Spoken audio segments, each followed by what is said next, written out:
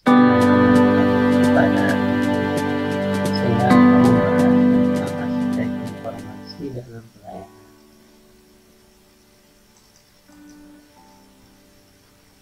Bahasannya adalah aspek informasi dalam pelayanan rumah sakit itu sudah dibahas sebelumnya ya, tentang informasi pelayanan rumah sakit dan juga manajemen rumah sakit ya. Nah, pada hari ini saya akan membahas tentang aspek informasi dalam pelayanan puskesmas. Puskesmas itu sendiri adalah pusat kesehatan masyarakat, yaitu unit pelaksana teknis dinas kabupaten atau kota yang bertanggung jawab menyelenggarakan pembangunan kesehatan di suatu wilayah kerja. Jadi dengan adanya puskesmas di setiap kecamatan, diharapkan seluruh warga mendapatkan akses kesehatan yang merata. Puskesmas ini adalah unit pelaksana fungsional yang berfungsi sebagai pusat pembangunan kesehatan, pusat pembinaan serta masyarakat dalam bidang kesehatan, serta pusat pelayanan kesehatan tingkat pertama yang menyelenggarakan kegiatannya secara menyeluruh, terpadu yang berkesinambungan pada suatu masyarakat yang bertempat tinggal dalam suatu wilayah tertentu. Jadi bisa dibilang puskesmas merupakan ujung tombak sistem pelayanan kesehatan di Indonesia. Puskesmas merupakan suatu organisasi fungsional yang menyelenggarakan upaya kesehatan yang bersifat menyeluruh, terpadu, merata, dapat diterima, dan terjangkau oleh masyarakat dengan peran serta aktif masyarakat dan menggunakan hasil pengembangan ilmu pengetahuan dan teknologi tepat guna dengan biaya yang dapat dipikul oleh pemerintah dan masyarakat luas guna mencapai derajat kesehatan yang optimal tanpa mengabaikan mutu pelayanan kepada perorangan.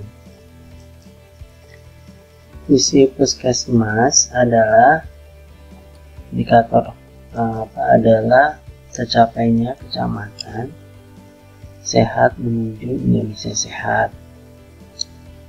Adapun indikator utama Indonesia sehat itu sendiri adalah lingkungan sehat, perilaku sehat, cakupan pelayanan kesehatan yang bermutu, dan derajat kesehatan penduduk kecamatan. Sedangkan misi puskesmas ada beberapa, yaitu menggerakkan pembangunan berwawasan kesehatan di wilayah kerjanya, mendorong kemandirian hidup sehat bagi keluarga dan masyarakat di wilayah kerjanya, memelihara dan meningkatkan mutu, pemerataan, dan keterjangkauan pelayanan kesehatan yang diselenggarakan. Fungsi puskesmas itu ada 3 ya.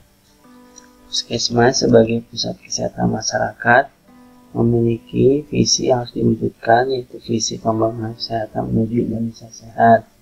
Terdapat 4 indikator, yaitu lingkungan sehat, perilaku sehat, cakupan pelayanan kesehatan yang bermutu, dan derajat kesehatan penduduk kecamatan. Dalam upaya mencapai visi puskesmas tersebut, maka puskesmas sebagai fasilitas pelayanan kesehatan tingkat pertama memiliki 3 fungsi, yaitu sebagai pusat penggerak pembangunan berwawasan kesehatan, sebagai pusat pemberdayaan masyarakat, dan sebagai pusat pelayanan kesehatan tingkat pertama. Upaya puskesmas merupakan wujud dari pelaksanaan ketiga fungsi puskesmas di atas.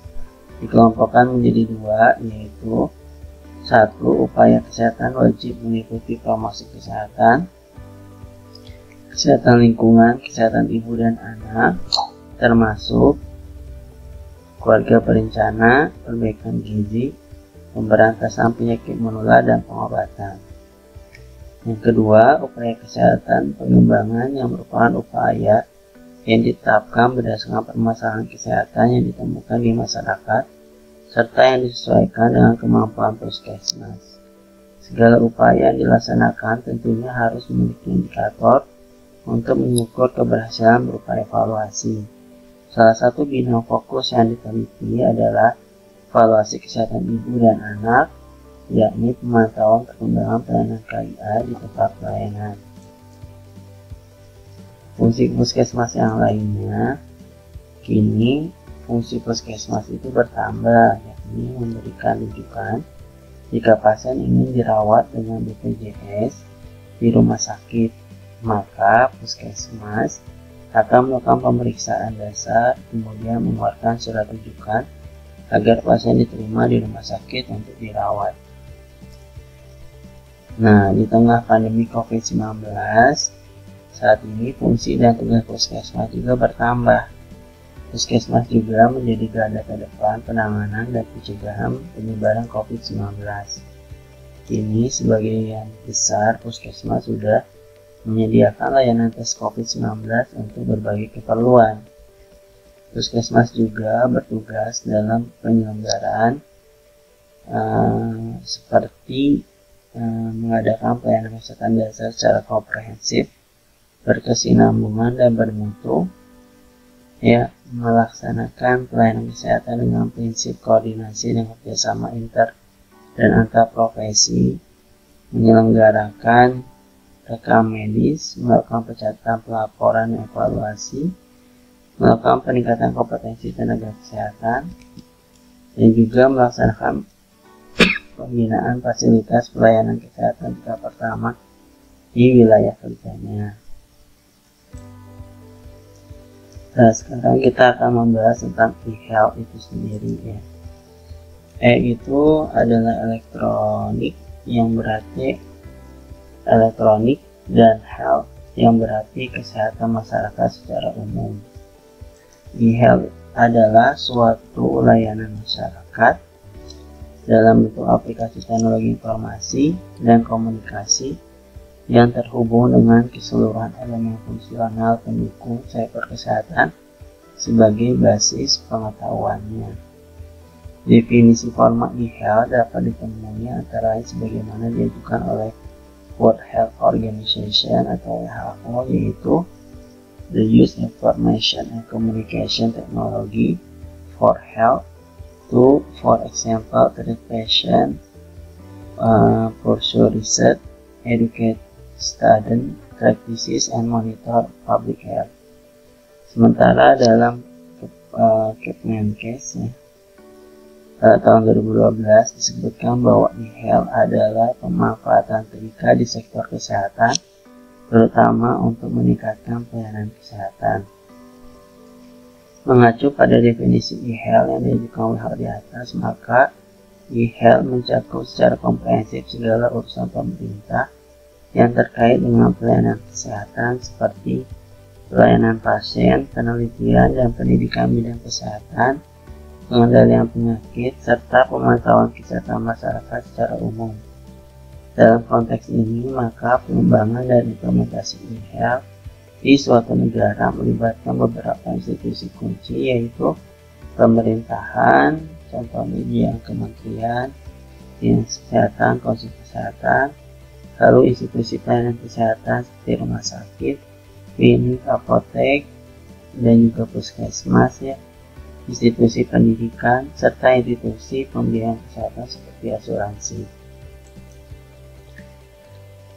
E-health solution, ya, akan menjadi aplikasi teknologi yang memperbaiki sistem pelayanan dan evaluasi status kesehatan ibu dan anak dalam upaya meningkatkan derajat kesehatan ibu dan anak, yang meliputi pengumpulan, ya, input, pengolahan, proses, dan penyajian output. Ya. Rancang membangun aplikasi Electronic Health Solution Puskesmas untuk menentukan status kesehatan ibu dan anak menemukan beberapa permasalahan, yakni misalnya dalam input di dalam pengumpulan data diidentifikasi bahwa pengumpulan data KIA dicatat lebih dari satu register, serta pengumpulan data dilakukan secara manual dan belum menggunakan basis data. Pada bagian proses masih menggunakan paper-based, mengakibatkan pencarian kembali data yang dibutuhkan memerlukan waktu yang lama dan terjadi penumpukan arsip dari tahun sebelumnya. Pada bagian output diketahui bahwa informasi dan data yang diperoleh dan menghasilkan sebuah laporan bulanan dilaporkan setiap waktu, sehingga kegiatan untuk mengetahui hasil kegiatan KIA dalam peranan menentukan status kesehatan ibu dan anak mengalami hambatan.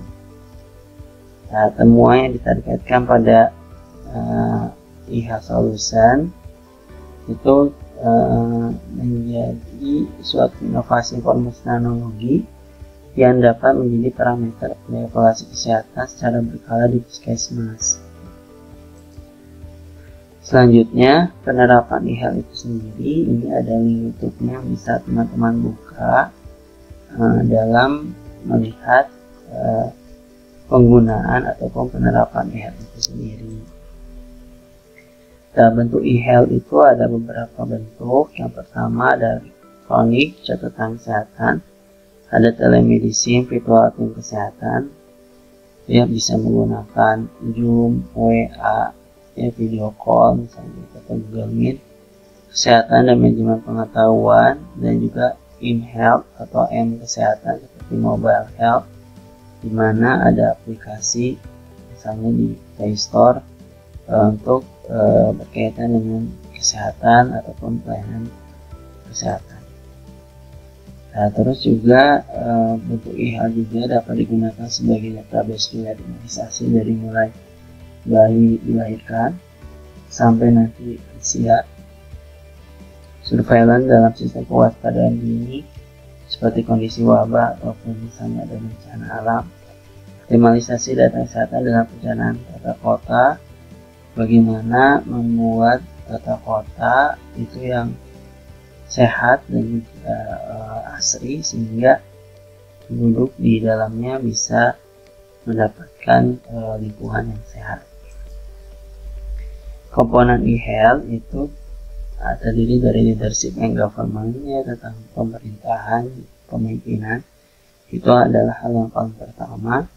Lalu ada strategi dan investment, lalu ada service dan application, ada standar, ada infrastruktur, ada legislation, policy, ada workforce, ya, atau tata kerjanya seperti apa ataupun tata kelola. Ada dukungan pemerintah dan contoh inisiatif, ya. Di sini ada pemerintah melalui Kementerian Kesehatan dalam memberikan dukungan serius dalam pengembangan e-health, ya, dari keputusan Menteri Kesehatan dan juga tentang sistem kesehatan nasional, dan juga ada roadmap rencana aksi penguatan sistem informasi kesehatan Indonesia. Nah, ini ada roadmapnya dan kita sudah berada di roadmap yang ketiga tahun 2020 sampai 2024 untuk melanjutkan, menjaga ataupun memelihara dan menyempurnakan pengintegrasian dan penguatan ISIKA. Ada beberapa aplikasi, ya, juga sudah dikembangkan oleh Kementerian Kesehatan seperti Sigda, Puskesmas, dan Rumah Sakit, dan juga aplikasi di Dinas Kesehatan seperti Sigda dan DHS2. Sigda dikembangkan sebagai aplikasi generik yang dapat dimanfaatkan oleh seluruh dinas kesehatan di berbagai kabupaten ataupun kota. Ada dukungan komunitas itu ada, ya, kenapa perlu ada, karena dengan adanya komunitas itu dapat membantu baik dari sisi penelitian, ya, pengembangan maupun diseminasinya, gitu. Jika terdapat kita sudah dapat 5, lalu regional ada kami, dan juga di nasional sendiri ada PIKIN, ya, Informatika Kesehatan Indonesia. Terdapat 2 kendala sejauh ini, ya.